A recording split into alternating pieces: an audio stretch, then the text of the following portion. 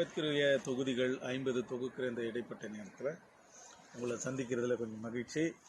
இப்போ முக்கியமாக பார்க்க போகிற சப்ஜெக்ட் என்னென்னா, இன்றைக்கு தேவைப்படுகின்ற ஒரு தகவல் உங்களுக்கு. ஏன்னா இந்தியா முழுவதும் இந்துத்துவ சக்திகளோட வெறியாட்டம் அதிகமாக இருக்கிற அந்த காலகட்டத்தில் அவர்களை பற்றின சீக்ரெட்ஸ் எல்லாம் எப்படி தெரிஞ்சுக்கிறது அப்படின்னா, அம்பேத்கர் எழுதின புத்தகம் ரெட்டில்ஸ் இன் ஹிந்துயிசம், தமிழில் சொல்கிறோம்னா இந்து மதத்தின் புதிர்கள் அல்லது இந்துத்துவத்தின் புதிர்கள் அப்படின்ற ஒரு புத்தகத்தை எழுதினார். அந்த புத்தகத்தில் இருக்கக்கூடிய விஷயங்கள் அந்த வந்த காலத்தில்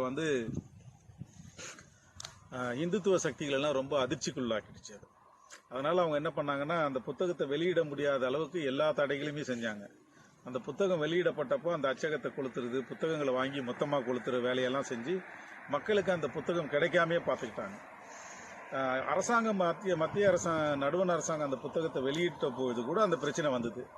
அதனால பல பிரச்சனைகள்லாம் வந்ததுக்கு காரணம் அந்த புத்தகத்தினுடைய ஆழமும் அகலமும் அந்த புத்தகம் விவாதிக்கின்ற தகவல்களும் தான். பல வருடங்களுக்கு ஆராய்ச்சிக்கு பிறகு அந்த புத்தகத்தை அம்பேத்கர் அதை எழுதியிருக்காரு. அதில் என்ன சொல்ல வராரு அப்படின்னா, என்ன சொல்லியிருப்பார் அப்படின்றத நீங்கள் புரிஞ்சுக்கிட்டீங்கன்னா உங்களுக்கு ஆச்சரியமாக இருக்கும். இந்து சமூகத்துடைய ஆதிக்க மையமாக இருக்கக்கூடியது பார்ப்பனர்கள். இந்த பார்ப்பனர்கள் ஒரு கடவுளை விட்டுட்டு அடுத்தடுத்த கடவுளுக்கு எப்படி தாவிக்கிட்டே இருக்கிறாங்க, என்னென்னலாம் வேலை பண்ணாங்க அப்படின்றத பற்றி விவாதிச்சிருக்காரு, அதை அம்பலப்படுத்தியிருக்காரு. முதல்ல அவங்க பிரம்மான்ற ஒரு கடவுளை வணங்கிட்டு இருந்தாங்க. திடீர்னு இன்னைக்கு அந்த பிரம்மா அவர்களுடைய வழிபாட்டிலே கிடையாது. இந்து மதத்தினுடைய வழிபாட்டில் இல்லாத ஒரு கடவுள் பிரம்மா. ஆனால் பிரம்மா தான் பார்ப்பனர்களுடைய ஆதி கடவுளாக இருந்திருக்காரு. ஏன் அந்த கடவுளை அவங்க கைவிட்டாங்க? அதுக்கு பிறகு அப்படியே படிப்படியாக சிவன், விஷ்ணு அப்படின்னு சொல்லிட்டு ஏகப்பட்ட கடவுள்கள்.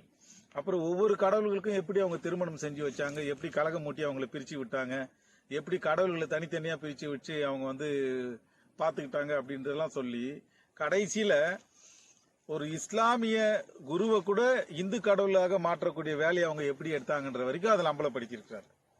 ஸோ அந்த சீக்ரெட்ஸ் இருக்கு இல்லையா, அந்த கடவுள்களை அவர்கள் எப்படி மாற்றிக்கொண்டே இந்தியா முழுவதும் எப்படி எஸ்டாப்ளிஷ் பண்ணாங்க, ஒவ்வொரு கடவுள்களுக்குமான பின்னணி என்னவா இருந்தது, எப்போ ஒரு கடவுளை கைவிடுறாங்க, எப்போ ஒரு கடவுளை கையில் எடுக்கிறாங்க அப்படின்ற தகவல்களை எல்லாம் நீங்க பார்த்துட்டா, இன்றைக்கு சில பேர் கேட்குறாங்க, சனாதனம் என்ன எங்க கிட்ட விவாதத்துக்கு வரியா, நல்லா சில பேர் கேட்டுன்னு இருக்கிறாங்க.